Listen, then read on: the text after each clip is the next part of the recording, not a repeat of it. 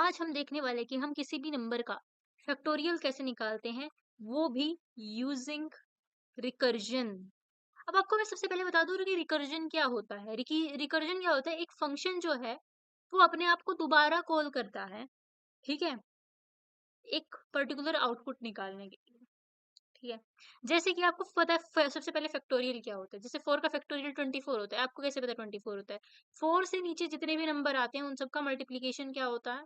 4 3 जा 12, 12 2 जा 24। अब 5 का फैक्टोरियल निकालना हो तो 5 इंटू 4 का फैक्टोरियल भी लिख सकती हूँ मैं, या फिर 5 इंटू 4 इंटू 3 इंटू 2 इंटू 1। ये मैंने 4 फैक्टोरियल क्यों? क्योंकि 4 से नीचे वाले तो सब आ गए, उसको 5 से मल्टीप्लाई कर दो। अब ये इन सब का मल्टीप्लीकेशन 24 था, 24 को 5 से मल्टीप्लाई करेंगे तो 120। अब ऐसे ही 6 का फैक्टोरियल कैसे निकालोगे? 6 factorial is equal to 6 into 5 into 4 into 3 into 2 into 1। अगर आप इन सबको मल्टीप्लाई करते हो तो आपका आंसर मिलता है 720। और ऐसे ही 2 का फैक्टोरियल क्या होता है? 2 इंटू 1 विच इज 2। अब इसका आंसर 6 क्या आया? क्योंकि 3 इंटू 2 इंटू 1 क्या होता है? 6। आई होप फैक्टोरियल तो क्या होता है आपको समझ में आ गया होगा। मैं आपको इसका कोड लिख के दिखाती हूँ, रिकर्जन के साथ आप इसको कैसे करते हैं। ठीक है भाई।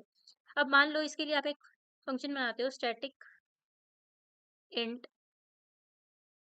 Factorial int n।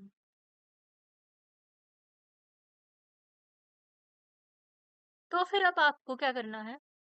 सबसे पहले आप इसके अंदर बेस केस डालोगे। अब बेस केस क्या होगा? देखो, अगर मैंने आपको बताया अगर n इज इक्वल टू 0 होता तो इसका फैक्टोरियल क्या होता है? 0 का फैक्टोरियल जो होता है वो हमेशा 1 होता है। और n इज इक्वल टू 1 दे रखा होता है तो 1 का फैक्टोरियल भी हमेशा 1 होता है। तो जब भी if n is equal to 0 और n is equal to 1, you have to return 1। Otherwise you have to return n into factorial of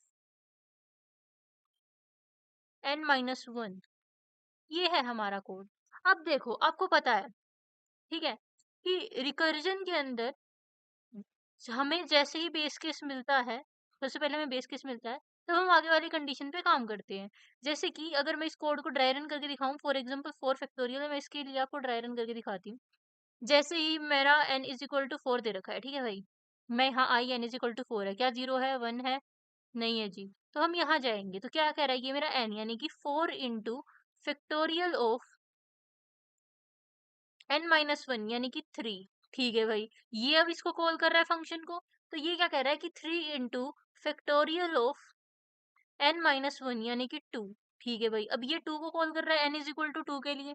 तो यहाँ n इज इक्वल टू 3 हो गया था, अब यहाँ n इज इक्वल टू 2 हो गया। तो वो क्या कहेगा? 2 into factorial of n minus 1 यानी कि 1।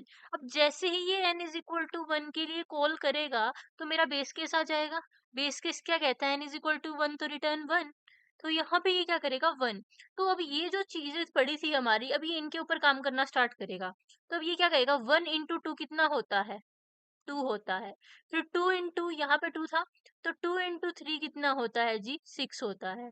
फिर ये 6 इंटू 4 कितना होता है जी? 24 होता है। और ये हमारा आंसर रिटर्न कर देगा। ठीक है, आपको अच्छे से समझ में आ गया होगा। नहीं आया तो कमेंट्स में पक्का बताना, और आ गया तो भी आप कमेंट्स में एक ऐसी ऐसी यानी कि ऐसी एक स्माइली दे देना। ठीक है, थैंक यू सो मच।